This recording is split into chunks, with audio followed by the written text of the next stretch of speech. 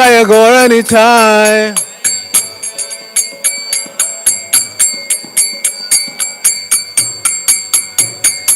Jaya Jaya Prabhupada, Prabhupada, Prabhupada. Jaya Prabhupada.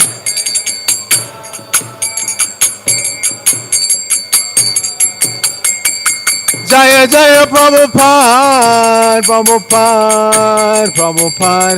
Srila Prabhupada.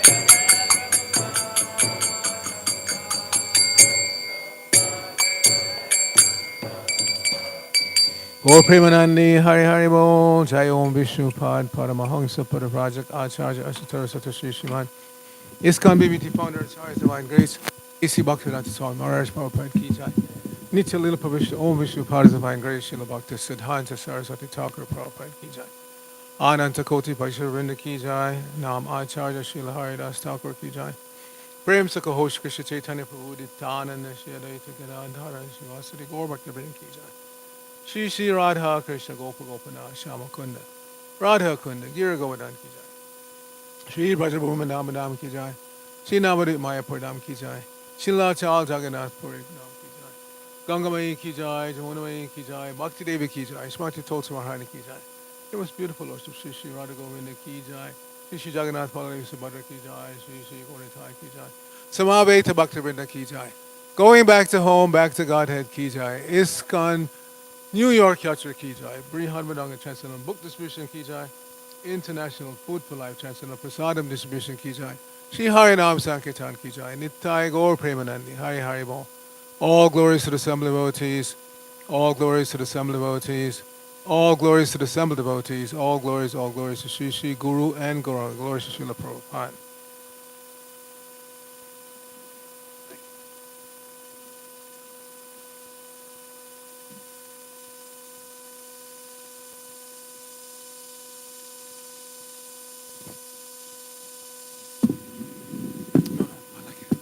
I know it's kind of blocking, but you need to raise your camera. I like the mic right in front of my mouth. Later on, I'll take it off. I like to hold it while I speak. Narayanam Namaskritya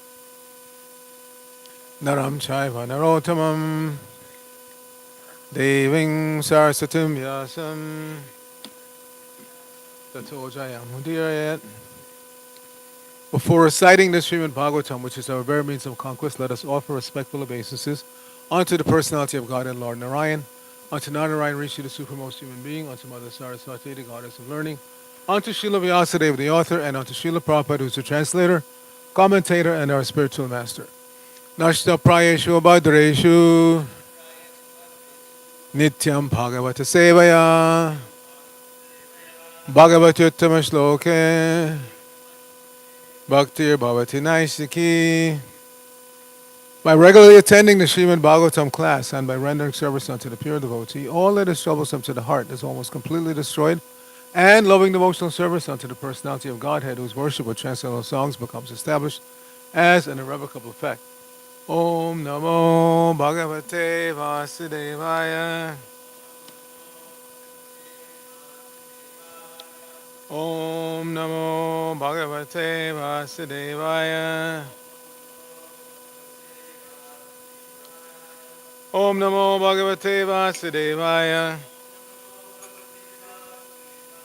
So we're continuing our reading from the Śrimad Bhāgavatam. This is the fourth canto, chapter 7, the sacrifice performed by Daksha.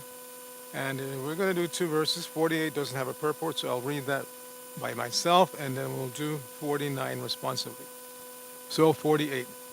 Maitreya vacha iti daksha kavir yagyam bhadra rudra vimarshitam kirtyamane rishikeshe sanninye yagyabhavane. Translation, Sri Maitreya said, after Lord Vishnu was glorified by all present, Daksha, his consciousness purified, arranged to begin again the yajna which had been devastated by the followers of Lord Shiva. Then 49. What's going on with our system? We can't get it on the screen anymore? Oh, okay. Okay, well, I guess if enough people have it on their phones, we can do it responsibly. Everybody found it? 4749 we're reading now. Bhagavan Svena Bhagena Sarvatma Sarvabhagabhuk Daksham Pavasha Avasya Priyamana Ivanaka Bhagavan Svena Bhagena Sarvatma Sarvabhagabhuk Daksham Pavasha Avasya Priyamana Ivanaka Bhagavan Svena Bhagena Sarvatma Sarvabhagabhuk Dakshang Vavasha Avasya Priyamana Ivanaka. Please chant.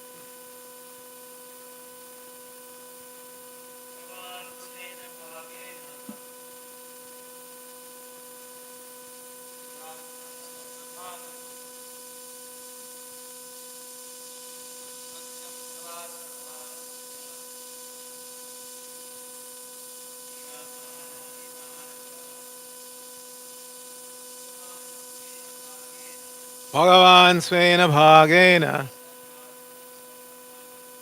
Sarvabhagabhuk Dakshang Babhasha Avasha Priyamana Ivanaka. Vaishnavins. Bhagavan Svena Bhagena Sarvatma Sarvabhagabhuk.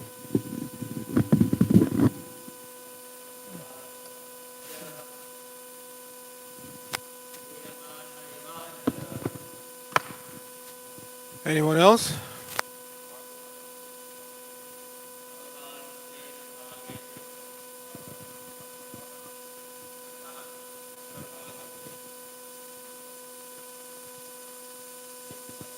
Abhasha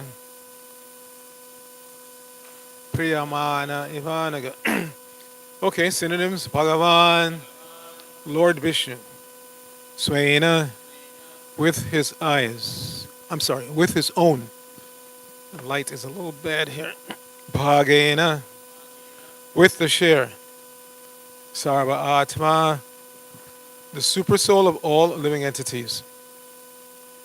Sarva Bhagabhuk, the enjoyer of the results of all sacrifices. Daksham, Daksha. Babhashe, said. Abhasha, addressing. Priyamanaha, being satisfied. Iva, as. Anaga, O sinless Vidura. Srila Prabhupada's translation for this verse. Maitreya continued, my dear sinless Vidura, Lord Vishnu is actually the enjoyer of the results of all sacrifices. Yet, because of his being the supersoul of all living entities, he was satisfied simply with his share of the sacrificial offerings. He therefore addressed Daksha in a pleasing attitude. Please repeat. Maitreya continued, my dear sinless Vidura, Lord Vishnu is actually the enjoyer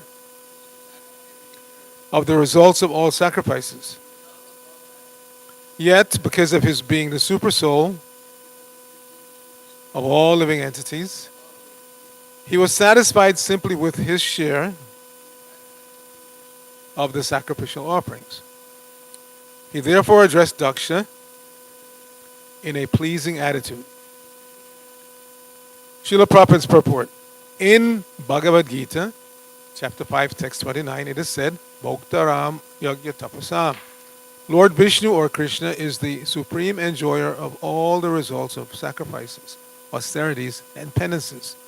In whatever one may engage, the ultimate goal is Vishnu. If a person does not know that, he is misled. As the Supreme Personality of Godhead, Vishnu has nothing to demand from anyone. He is self-satisfied, self-sufficient, but he accepts the offerings of Yagya because of his friendly attitude toward all living entities. When his share of the sacrificial results was offered to him, he appeared very pleased. It is said in Bhagavad Gita, chapter 9, text 26, Patram pushpam palam toyam yome bhaktya prayachati. If any devotee offers him even a small leaf or a flower or water, if it is offered with love and devotion, love and affection, the Lord accepts it and is pleased. Although he is self-sufficient and does not need anything from anyone, he accepts such offerings because, as Super Soul, he has such a friendly attitude toward all living entities. Another point here is that he does not encroach upon another's share. In the yajna, there is a share for the demigods, Lord Shiva and Lord Brahma, and a share for Lord Vishnu. He is satisfied with his own share and does not encroach upon others. Indirectly, he indicated that he was not satisfied with Daksha's trying to deny Lord Shiva his share. Maitreya addressed Vidura as sinless because Vidura was a pure Vaishnava and never committed any offense to any demigod. Although Vaishnavas accept Lord Vishnu as the supreme, they are not prone to offend demigods. They give the demigods proper respect. Vaishnavas accept Lord Shiva as the best Vaishnava. For a Vaishnava, there is no possibility of offending any demigods, and the demigods are also pleased with the Vaishnava because they are faultless devotees of Lord Vishnu. So that last Vaishnava should have been plural, Vaishnavas. We'll read that again. For a Vaishnava, there is no possibility of offending any demigods, and the demigods are also pleased with the Vaishnavas because they are faultless devotees of Lord Vishnu. Nama Om Vishnu Padaya Krishna Prishtaya Bhutale Srimate Bhaktivedanta Swami Nityananda. Namaste Saraswate Deve Gauravani Pacharine Nirvishesha Shunyavadi Paschachadeshtarine Om Agyana Randasya Gyananjana Shalakaya Chakshur Unmilitam Jaina Tasmai Shri Gurave Namaha Shri Chaitanya Mano Vishnang Snapitang Jaina Bhutale Swayam Rupa Kadamayam Dadati Swapadantikam Vandehang Shri Guru Shri Utapadakamalam Shri Gurun Vaishnavangsha Shri Rupam Sagajatam Sahagana Raghunathan Vitam Tang Sajivam Sadvaitam Savadutam Krishna Chaitanya Devam Shri Radha Krishna Padan Sahagana Lalita Shri Vishaka Hey Krishna Gopesha Gopika Kanta Radha Kanta Kanchana Gourangi Neshwari Vrishabhanu Sute Devi Pancha Kalpatrubhya Shah Kripa Sindhubhya Evacha Patitanang Pavane Pyo Vaishnave Pyo Namo Namaha Jai Shri Krishna Chaitanya Prabhu Nityananda Shri Advaita Gadadhara Shivasari Gaur Bhaktivinoda Hare Krishna Krishna Krishna Hare Hare Hare Rama Rama Rama Hare Hare. So this episode is being narrated to Vidura by Maitreya, and he has mentioned that the Brahmanas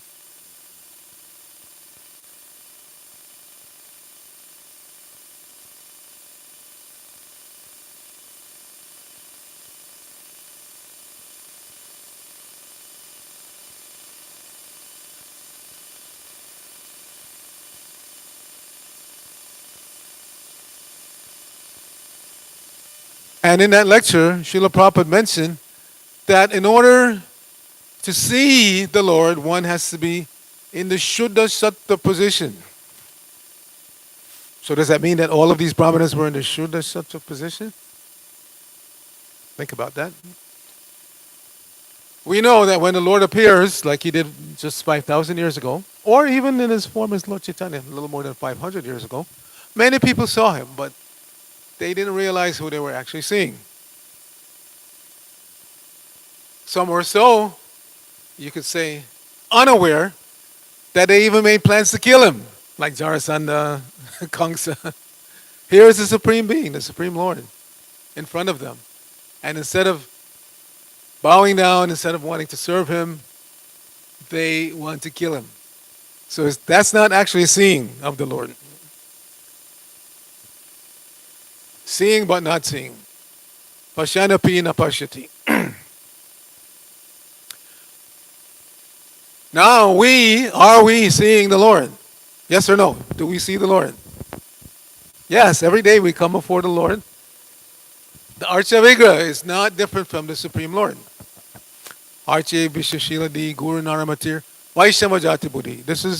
These injunctions are there in the Shastra that anyone who sees the deity as being made of stone or wood, or sees the Guru as an ordinary person, or sees the devotees, the Vaishnavas in general, in terms of their current psychophysical nature.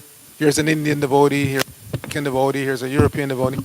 Such personalities, or they don't understand the potency of Charanamrita, such persons are possessed of hellish mentality.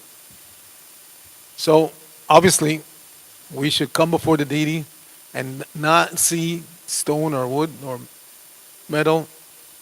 We should see, but it's a gradual process, transforming ourselves from the materially contaminated consciousness to the Shuddha Sattva, where we actually see the Lord, as Lord Chaitanya did when he went to the Puri temple, his first visit.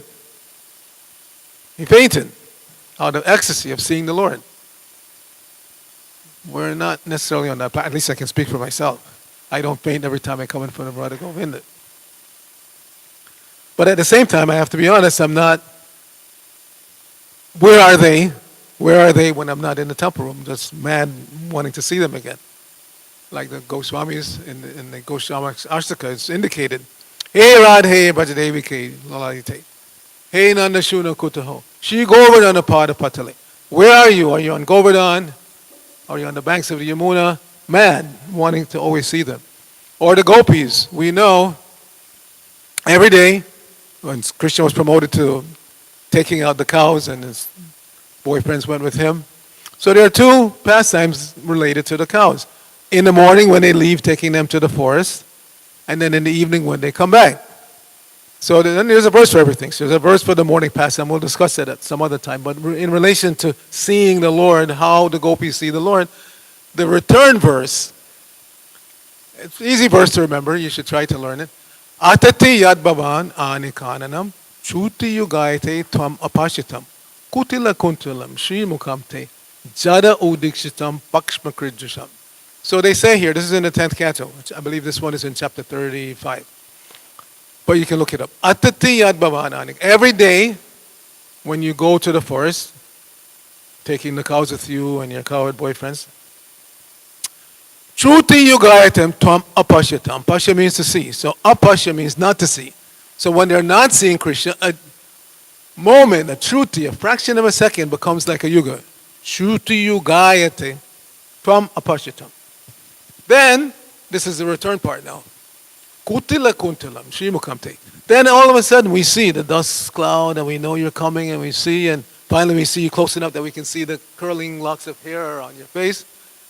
Jada udikshatam pakshmakridjasham. The foolish creator, Jada, he's given us these eyelids that for a fraction of a second we don't see you. And that again becomes like a yuga. So that's actually seeing. For one who's actually on the platform of seeing Krishna, like the gopis, this is their bhava, this is their feeling. That even a fraction of a second, they can't see him, it's like a yuga. So, this is our goal, to get to that point of being so much attracted to Krishna, so much in love with Krishna, that if we don't see him for a fraction of a second, madness. It becomes like a yuga. So these brahmanas are not necessarily on that platform, but at least they recognize who they're dealing with. They're not trying to kill him like Jarasandha or Kamsa. They give the Lord respect and glorification. And here now, Maitreya is mentioning to Vidura that, my dear sinless Vidura, Anaga means, oh sinless one. So one may argue that the pure devotees, yeah, you call them sinless, but while they're in this world, we know just about everything we do creates sinful reaction because we're killing other living entities. By breathing, we're killing. By lighting fire, we're killing. By walking down the street, we're killing. Practically everything we do, we're killing. So how is it that the pure devotees are anaga? How can they be sinless if they're also breathing, they're also lighting fire, they're also walking down the street? How is that? Because they are at every moment doing what Krishna wants them to do. Every moment they're doing what Krishna wants them to do. So on that level of existence, even if you think there is sinful reaction for them breathing, walking, gliding fire, Krishna says, Ahang tvam sarva papibhyo moksha shami mahasucha. I will take the reaction because they're doing what he wants to do. And the example Prabhupada gave is like when a soldier goes to war, the more enemy they kill, they're decorated when they come home because they're doing it on the request of the government. So they're not charged with murder. You don't charge a soldier with murder. He's sent to kill. But when he comes back from the war, there's one person without sanction, hang him. So that's the difference. The pure devotees, because they're always on a mission of the Lord. Everything they do is what the Lord wants them to do. That's not so easy to understand. Like some people criticize Arjuna, even to this day, even though the acharyas have explained all of this already. Foolish people say, well, Arjuna killing Karna when he was off his chariot, that was sinful. And that's what Krishna wanted him to do. Similarly, some foolish people, sometimes they criticize Prabhupada that he did this or didn't do that. They don't understand. If you accept someone as being a pure devotee, Arjuna, Srila Prabhupada, then you cannot criticize anything they do. Take that seriously. Take that seriously because you'll run into foolish people who will criticize pure devotees. They'll criticize Prabhupada. They'll criticize Arjuna. So take it very seriously. If you accept someone as a pure devotee, you cannot criticize them. Anything they do is exactly what Krishna wants them to do. Sometimes they don't even want to do it themselves, like Arjuna. That's what the whole Bhagavad Gita is about. He's a warrior. He likes to fight. That's their baba. They love to fight and show off their military. But he did not want to fight against Dronacharya. He didn't want to fight against Bhishma Dev. But Krishna said, no, I want you to fight, so you have to do it. And therefore, in the end, he said, Nashta moha smriti labda, tat prasada mayachita. He said, now my illusion is gone.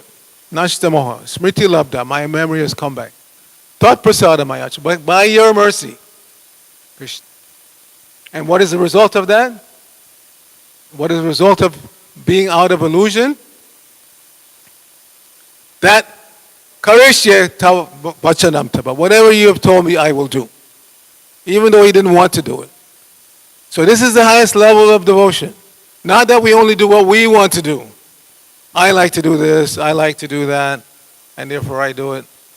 But if my spiritual master asks me to do something else, I remember right here, right here in this temple, it was like 88, 89, there was one brahmachari.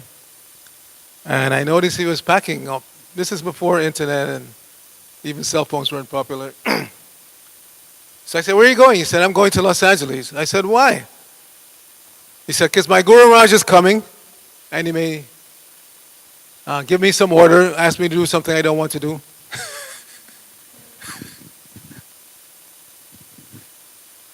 So he left. He flew up to Los Angeles. So this is not the highest level of consciousness. Nowadays, of course, your Guru Maharaj can send you an email wherever you go or a text. But in 88, 89, that wasn't the case. So at least he was honest.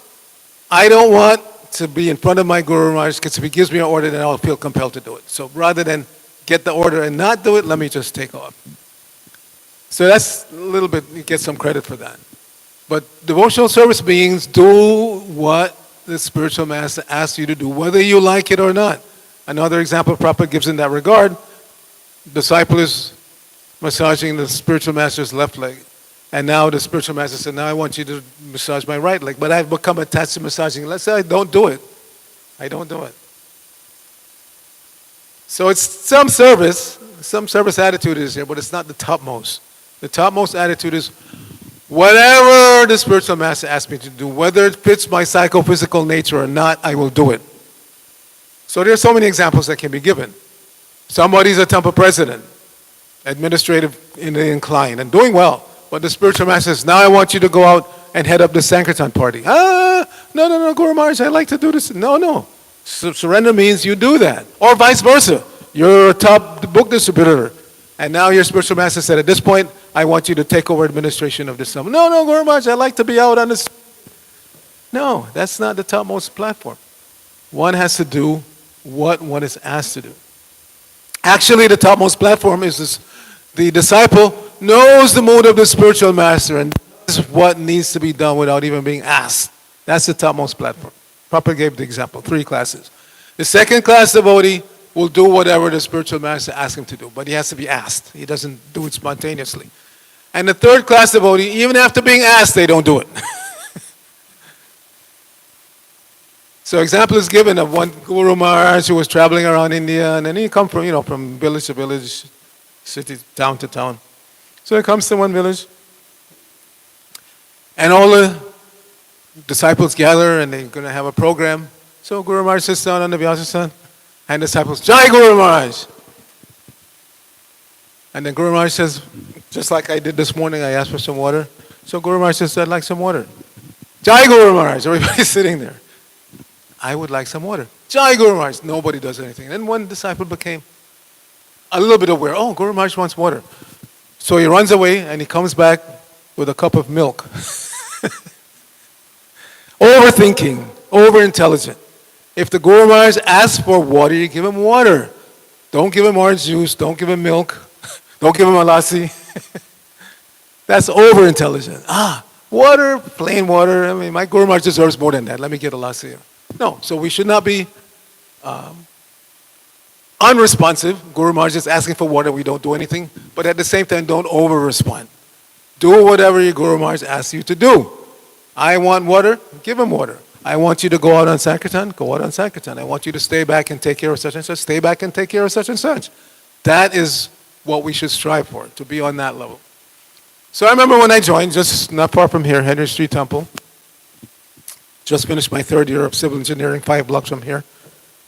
Polytechnic Institute. So in those days, you've heard from Hansarupa many times, I'm sure. Henry Street Temple was packed. It's not there anymore. I haven't been over there yet recently, but I hear the building is gone now. They knocked it down. There were 2 brownstone buildings adjoining, so we had both of them. And so on one floor, the brahmacharis were sleeping. About 100 brahmacharis, packed, sardine-like. So my first service, I did other things, but the first main service they gave me to do was to clean the brahmachari stool rooms every day. Now I could have been, puffed up, I'm a college-educated person, you're giving me this kind of menial service to do. But I understood, at least right from the very beginning, whatever, because the structure was very clear. Srila Prabhupada, and then GBC, and then temple presidents, and so every order that you got, it was like you're getting it from Prabhupada. Not only from Prabhupada, it's coming from Krishnas. Prabhupada is pure via media. So whatever order, so the order was clean the bathrooms every day. So I did that. And again, I didn't like doing it, but that was the order. And that was the request. And again, as a new devotee, I already understood that whatever you're asked to do, you should do. So for months, I was doing that. This is 1973. And then one day, Jayadvaita, he was still brahmachari at the time, came and said, I had not even been initiated yet, still Bhakta Orville. Bhakta Orville, we're getting ready to computerize Srila Prabhupada's book production. And I've heard that you know something about computers. Not very many people knew anything about computers in those days. Computers in those days meant mainframe computer. So of course, sure. So a few blocks from the temple on Henry Street, there was Tiffany Place. We had a warehouse there, and the press, it was still ISKCON press at the time. So that's how I got involved in producing Prabhupada's books. So the point is, not self-glorification, but whatever you're asked to do, whether it's clean the stool room or go and learn how to produce Prabhupada's books or go out and distribute Prabhupada's books, or you do it. Now, from the beginning, I got involved in the book production. I was never really trained as a Sankirtan devotee, but whenever there was a lull, they would put us in vans and send us out to go and distribute books. And I remember my van leader was Vishnu Gada. Vishnu Gada, probably if you're listening, I haven't forgotten. So the methodology was they would go out in a van, they would drop us at a parking lot with some prasadam, some khichdi, and a couple of breadsticks. Henry Street Temple was famous for making these breadsticks. And that's it. And then they would come back in the evening to pick you up. And because I was not really such a surrendered Sankirtan devotee, I had a hard time. But as we were traveling, our band leader, Vish Gudai, was very, very austere and very, very, cheap, to put it bluntly, cheap. We heard news of other bands. They would go shopping, cream cheese and this and that. But he was very, very austere and very, very cheap. In our band, we ate very, very just basic prasadam, which is not really in line with Prabhupada's philosophy. Prabhupada's philosophy was, he showed on 22nd Avenue, he was cooking for the early devotees every day, rice, dal, sabji, chapatis, lots of chapatis, not just a little. There's that famous interaction with Shri, or 6 chapatis, and when he got to like 10, Prabhupada said, stop. But Prabhupada's program was, eat till you waddle like a duck. Because he knew in the beginning you're giving up all other kinds of sinful sense gratification. So prasadam is your only solace. So the temple presidents should encourage the new devotees especially eat. Because, self-control in terms of prasadam will come gradually. You don't have to be forced. Just like everybody knows, when you're full. Children especially, they know when they're full. When a child eats, you can't force him to eat another bite. No, I don't want it. But as we become adults, food becomes comfort food. Even when we're full, oh, that cake looks so nice, let me take a piece. Oh, let me take another piece. So it takes time to get control of the tongue. But by taking prasadam, and by chanting, and by associating with more advanced devotees, gradually, we get control of the senses. So don't be so eager to stop the new devotees from eating. Let them eat. That's their only solace in the beginning, until you start getting the nectar of devotion. So here, again, what time is it? I can speak forever, so let me keep. Okay, what time do we normally stop? At 9? Are you serious? Okay. With questions. Where are my glasses? All right, so then another point being made here is that Lord Vishnu was satisfied with his portion of the sacrifice. Now that should be understood in context. Everything belongs to Lord Vishnu. Everything belongs to him. So this being satisfied with his portion is kind of like a very wealthy father gives an allowance to his children, and on his birthday every child brings a little present, and the father is satisfied. Even though it's his money, his energy, he's satisfied, genuinely, not faking it. Because this child has been thoughtful enough to spend their allowance to buy something to give to daddy. So Lord Vishnu is like that. Everything belongs to him. But if we are have a loving attitude towards him, so much so that we take his energy and give it back to him, give him his portion, then he's happy, he's very satisfied. No problem. And then Prabhupada mentions here 9:26, Patram Pusham Palam Toyam Yome Bhakta Prayachati. If one offers me with love and devotion, patra, what is patra? Leaf. In Gujarat, they have a dish called patra. One of my favorite Gujarati dishes. So patram, pushpa, flower, Esha Pushpanjali. Palam, pala means fruit, and toyam, water. Sometimes we get a little bit lax in making offerings. I remember especially one Sankirtan devotee I was traveling with, and I noticed he would buy fruit and just peel a banana and eat it. Hello, Krishna says, fruit, offer me the fruit. But it's, or we take the express route, Shri Vishnu, Shri Vishnu, Shri Vishnu, okay. But Prabhupada never said that. I never heard Prabhupada say, Shri Vishnu, Shri Vishnu, Shri Vishnu is okay. I heard him say that you can offer by repeating the spiritual master's pranams 3 times. It's offered. But never Shri Vishnu, Shri Vishnu, Shri Vishnu. But we're so lazy. Kali Yuga means lazy. And it doesn't mean you have to set up an elaborate altar. No. You can offer even in the mind. We know that story of that Brahmana, he was offering in his mind. He was so poor, he didn't have anything, but in his mind he was making elaborate offering. But because it was being done with love, Lord Vishnu accepted, and he sent his carrier to bring him back to Vaikuntha. So it's not how elaborate the offering is, it is the intent, it's the love with which we do it. So initially love may not be there. We're coming from the contaminated stage. So we have to do things dutifully. By doing things dutifully, we are gradually pleasing our spiritual guide, spiritual mentors. And when they're pleased, then Krishna's pleased. There's that story, famous story, but Shrutakirti told it again at the 50th anniversary festival that we mentioned, that we were visited recently in Vrindavan. So the story was that he was traveling with Prabhupada, and everywhere he went, he saw how the devotees would like in ecstasy when they saw Prabhupada. In those days, we were allowed to go to the airport and wait for Prabhupada to come off the plane.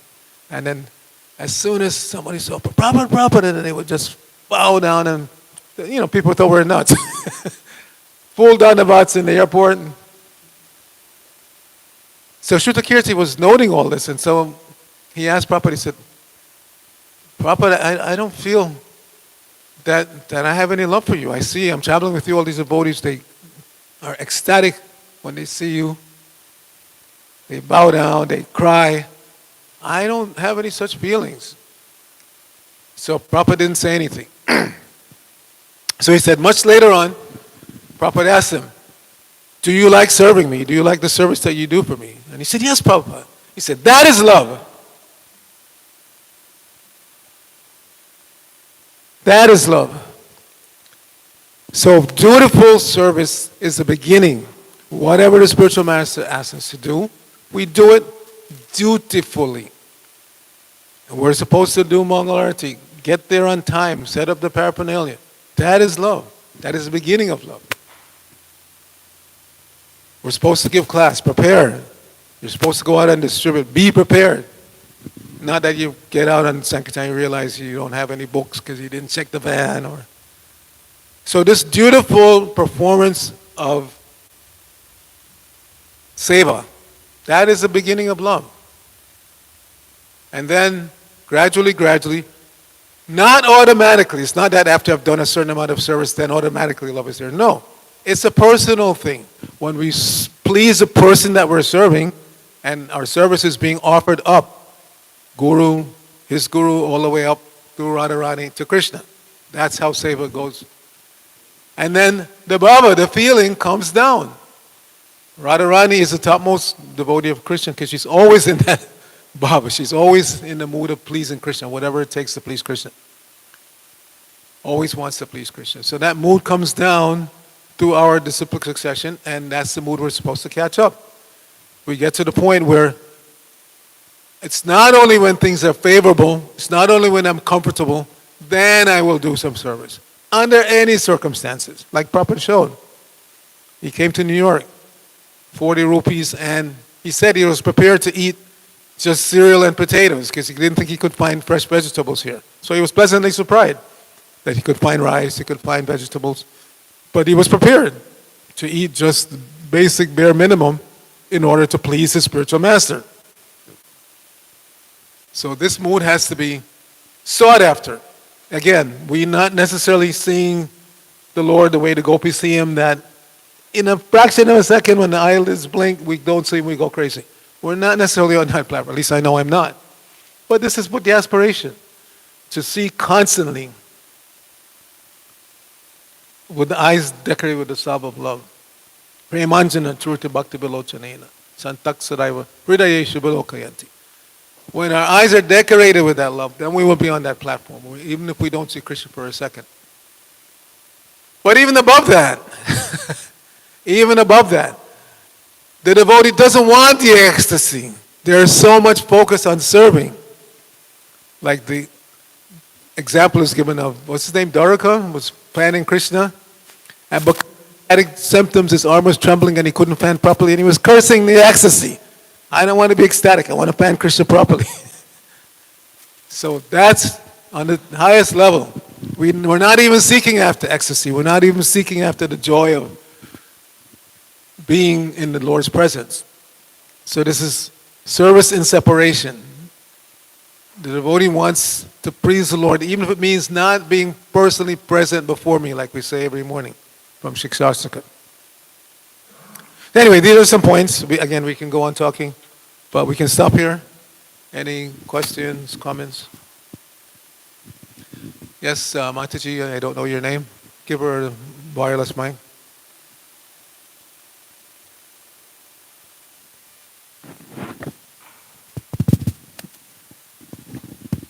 Hare Krishna. Can you hear me all right? Yeah. Okay. Maybe you can provide a little bit of clarification or elaboration a little bit more.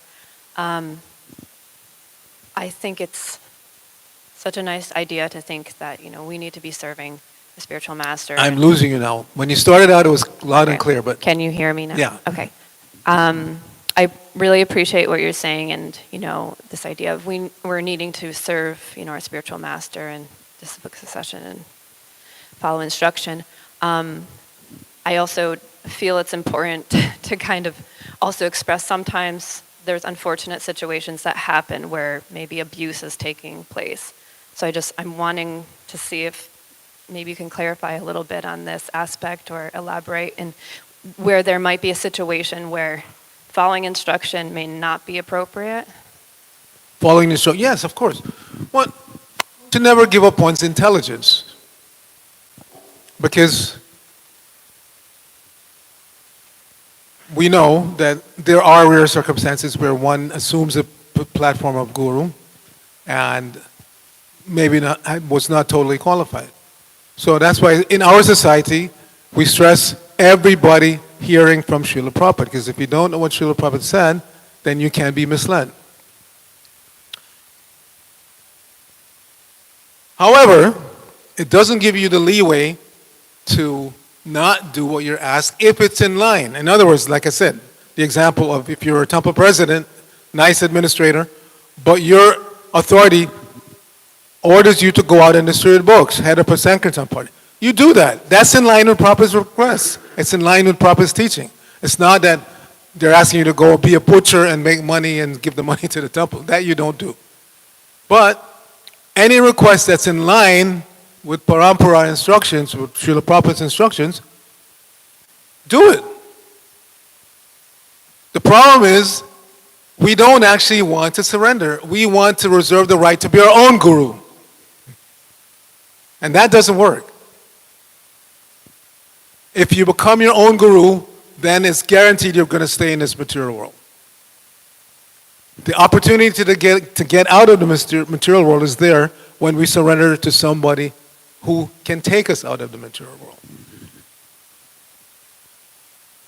Sometimes the spiritual master is actually kind. There was one case, at least one I remember, where there was a devotee.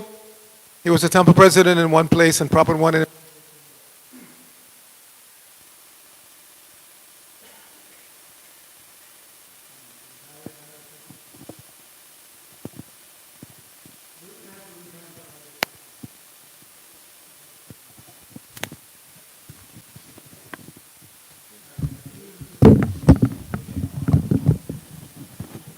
So, Prabhupada wanted, and he had told other devotees, I want this person to leave this position and go to that position. So when Prabhupada finally met the devotee and there was a discussion, the devotee was reluctant and he didn't want to do it. So, finally in the end, Prabhupada said, okay, you do as you like. So when Prabhupada left with his entourage, the other devotees asked Prabhupada, why didn't you order him, Srila Prabhupada? You wanted him to do this, why didn't you order him? Prabhupada said, because if I ordered him and he didn't do it, it would be an offense. So sometimes the spiritual master, understanding how the disciple is not on the right platform, may not order. He may suggest, and then of course you think about it, you do what you want. But if there's an order, you're doing this, I want you to do that. And that order is in line with Srila Prabhupada's instructions, Parampara instructions, then do it. Do it. And there are so many examples of how that works out when you do that. Prime example that comes to my mind is Harikesh Prabhu. When he was Prabhupada's secretary and he wanted to continue doing that, but Prabhupada said, I want you to go and preach in Europe. No, Prabhupada, I don't want to go. This is like 75, 76, I think. And Prabhupada said, and then, but I want you to go. But Prabhupada, I won't have any association. Damn your association. But Prabhupada, what am I going to eat? There's nothing there but meat. Eat meat if you have to. Of course, Prabhupada didn't want him to eat meat, but the point was, just go. Do it. I want you to go there. And he's finally surrendered, and we see what happened. Eastern Europe opened up primarily because of his surrender to Prabhupada and going there and doing what the needful. So this should be the mood. Whether I like the order or not, if it's in line with parampara instructions, I do it. If you get some foolish order, of course, that means this person has gone off the rails. But anything that's in line. Otherwise, again, you become your own guru. I think, maybe, and, accepting, rejecting. Today I think, yeah, it's a great idea, but tomorrow, maybe something else would be better. Mental platform, manoratena. We don't want to be on the mental platform. We want to be on the spiritual platform. Spiritual platform means like Arjuna. As I said, Arjuna did not want to fight. He didn't want to fight against Bhishma Devi. He didn't want to fight against Dronacharya. But because it was Krishna's desire, he did it, and he was successful. So in our case, we all have authority. Like Prabhupada used to say. They say, well, Krishna gave Arjuna a direct order. If Krishna comes and gives me a direct order, I'll do it. No! You have to do what Krishna's representative wants you to do. So in our case, Prabhupada is no longer here, but he gave clear instruction of what he wanted to do. So if those who are now have taken up the mantle of administrative leaders in Prabhupada's movement, if they give some instruction that's in line with what Prabhupada wanted, why don't we want to do it? Again, because we think that we're our best guides.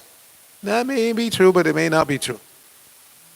We're safe when we follow the instructions coming down in parampara. Thank you. Nice question. Anybody else? Anything else? Yes. Dr. Philip. Point about paraphrasing. So I like your point. I'm probably paraphrasing. You said if the pure devotee says something, then you have to accept whether he said is the same as what the Lord says. Because the pure devotee and the Lord, it's almost like one in terms of... No, what I said was, at every moment, the pure devotee is doing what the Lord wants him to do. So even if externally you see some fault, like with Arjuna and Karna, externally somebody may argue. He wasn't following Kshatriya code, the other Kshatriya down off his vehicle and he killed him, but he was doing what Krishna wanted him to do. So my point is, if you accept somebody as a pure devotee, your spiritual master, Srila Prabhupada, whomever, then you cannot criticize. It's an offense to criticize a pure devotee of the Lord, because at every moment, he or she is doing exactly what the Lord wants them to do. Yeah, and that point I really liked, as well as you need the guru to carry you out of the material world. If you're your own guru, then you're qualified to stay. And I was thinking about this also. You mentioned Prabhupada. We listen to Prabhupada to understand what a pure devotee is, and in that way, we can understand if we're getting instructed by someone who's not following. But there's also the possibility of, even when you're getting instruction from someone who is following properly, you mishear it and then apply it in a way that fits within your own ideology. So how do we protect ourselves from twisting the pure message and ultimately still being our own guru? That's why you always have to work under an administrative head, or spiritual head, somebody that you report to. We're not autonomous. We're members of the International Society for Krishna Consciousness, which has a definite structure. Prabhupada said the reason why the Gaudiya Math fell apart is because they didn't follow that instruction. Srila Bhaktisiddhanta did not want an acharya system, where one person places the acharya and then everybody else has to do what that person says. He wanted a governing body.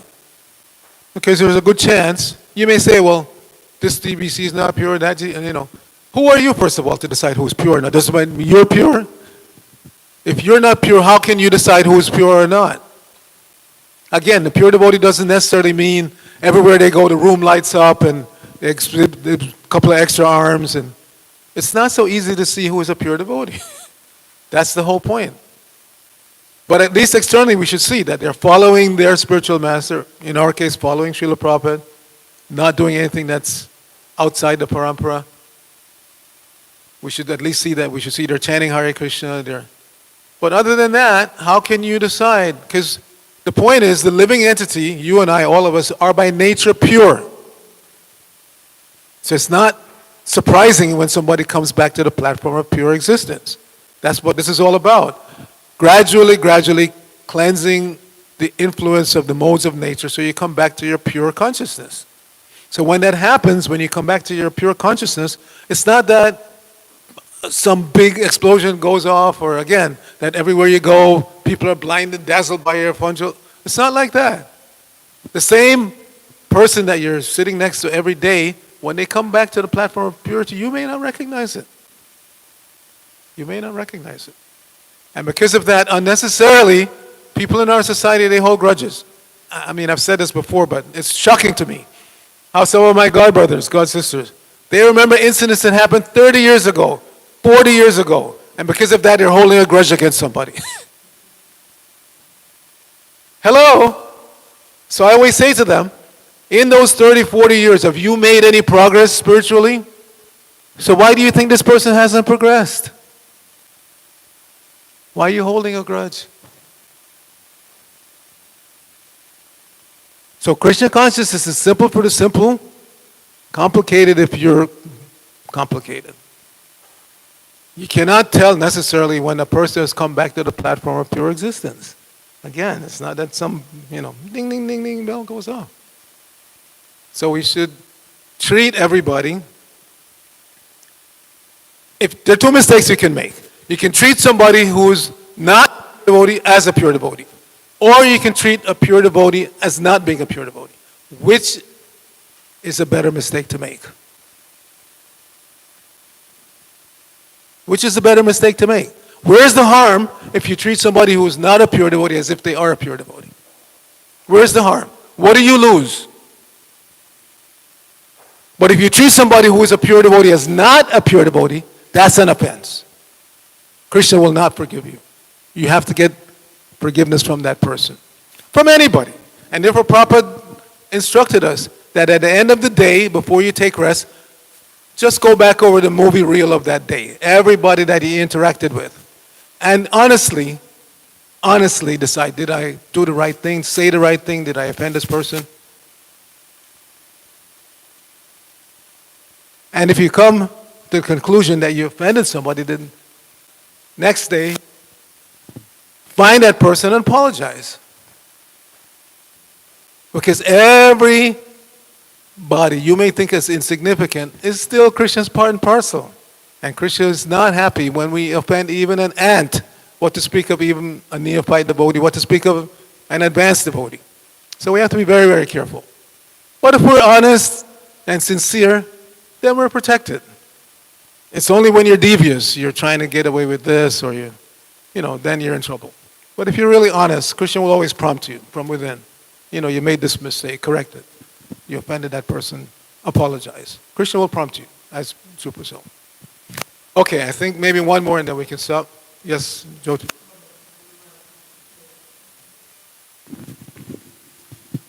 Just a comment. Guru Maharaj used to say that apart from you, myself, apart from me, everyone else is a pure devotee. So that's the way to look at things. Everyone is a pure devotee except me. Yeah, well, that's the Uttama stage. The Uttama stage is to see everybody as pure devotee and engaged. I'm the only one who's not engaged, so let me try hard to engage myself. But you have to start. Everybody has to start somewhere. We don't start on that platform. The Kanishta Adhikari means they see the deity in the temple, they bow down to the deity, but they don't know how to distinguish between other devotees. And Prabhupada said, at least come to the Madhyam's platform. Ishvare Taradineshu, Balisheshu, Dasachucha, Prema, Maitri, Kripopeksha, Yat Karoti Samadhyama. We should strive to be on the Madhyam platform. We see even the pure devotees, they come down to the Madhyam platform for preaching, because you have to make distinctions. When you're on the Uttama platform, you're not making those distinctions. But that's not, you don't have a preaching movement if everybody is in the Uttama mood. We're a preaching movement, so everybody should try to be in the middle platform. Madhyam. Ishvare Taradineshu, Balisheshu, Dvisatsucha, Prema Maitri Kripopeksha, Yak Karoti Samadhyam. So, Ishvara, first of all, you see Ishvara. Radha Govinda Ji Ki Jai. You come and you bow down and you want to serve them, to please them. So you're trying to approach Lord with prema, the power of that prema. Ishvara prema. Ishvara taradina. Then taradina actually means paraphernalia, but the devotees are counted as the Lord's paraphernalia. Ishvara taradineshu. So, prema maitri. For the taradina, for the devotees of the Lord, maitri, friendship. If you can't be friends with those who are already on the path, then your so-called friendship of other people out there is useless. It's a show. If you can't be friendly with Krishna's devotees, those who are already on the path of devotion, then why do we go out to try to make more devotees? Again, it's a show. And some devotees experience that. When I was on the outside and just coming, you people were tripping over me and treating me so nice. But now that I've moved in the ashram, it's like, eh.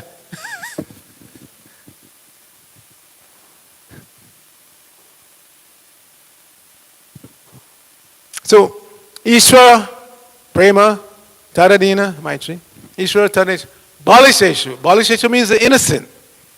Like we go out every day, Harinam, this book distribution, to try to find those innocent people. Prema, Maitri, Kripa, mercy. You show mercy to such persons by giving them books, prasadam, and just by chanting. One time one devotee said to me, Prabhu, when we're out chanting, so many people, they do like that, they put their hand. I said, by the time they do that, it's too late.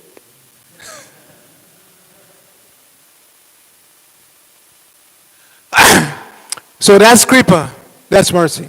And then, Ishwari Tare Balishesh, Dvishatsu. Dvishatsu means the demons.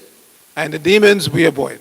Don't get into, we made that mistake a lot in the early days. You meet some so-called Christian who is actually a demon. And you waste half an hour arguing with them, and don't do that. We go out to first the ripe fruit, the ones who are very interested, like that video that Bhakta Ryan posted. College campus, very interested young man, gave a nice donation. Or the train conductor, $8 for a small book. Ripe fruit, we first of all try to get that. Then, a little less like that. But don't get involved with the demons. Just as soon as you see that this person is on some kind of, just, Hare Krishna, pray for me, please, and then you move on. Okay? Granth Sahib Śrimad Bhāgavatam ki jai, Srila Prabhupada ki jai, Gaur Bhakta Vrinda ki jai.